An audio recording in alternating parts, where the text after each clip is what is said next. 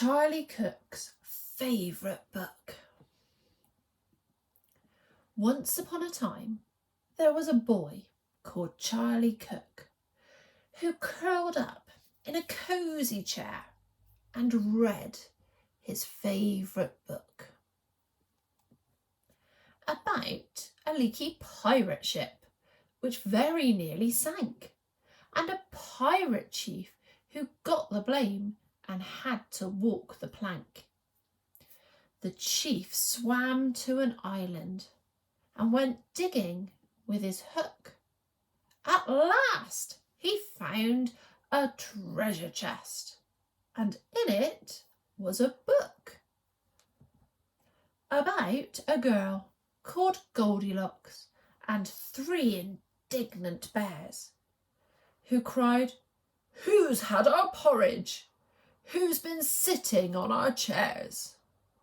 They went into the bedroom, and Baby Bear said, "Look, she's in my bed, and what is more, she's got my favourite book about Sir Percy Pilkington, a bold and fearless knight, who told the dragon, 'Wait, I'm not quite ready for the fight.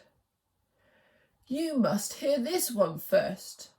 And then his armour clanked and shook as he read aloud a joke he'd found inside his favourite book about Rowena Redalot, a very well-read frog who jumped upon a lily pad and jumped upon a log, then jumped into the library which stood beside the brook and went, 'Read it, read it, read it,' as she jumped upon a book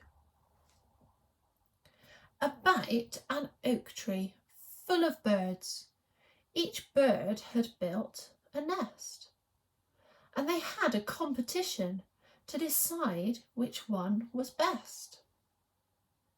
They chose an owl to judge it, and the winner was a rook, whose nest was lined with pages from his very favourite book about a girl who saw a flying saucer in the sky. Some small green men were in it, and they waved as they flew by. She tugged her mother's sleeve and said, 'Look, Mum, what I've just seen.' But Mum said, 'Hush, I'm trying to read my favourite magazine about a wicked jewel thief who stole the king's best crown, but then got stuck behind some sheep, which slowed his car right down. The king dialed 999, and soon the cops had caught the crook and flung him into prison, where he read his favourite book about a greedy crocodile who got fed up with fish and went on land to try to find some other kind of dish. He went into a bookshop and there grew even greedier while reading on page 90 of a large encyclopedia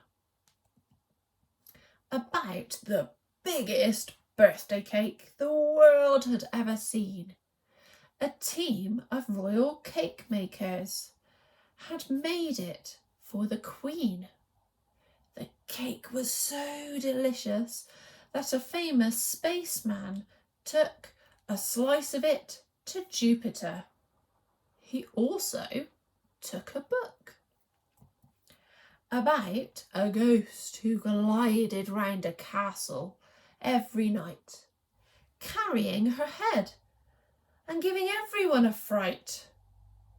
She kept it up till morning.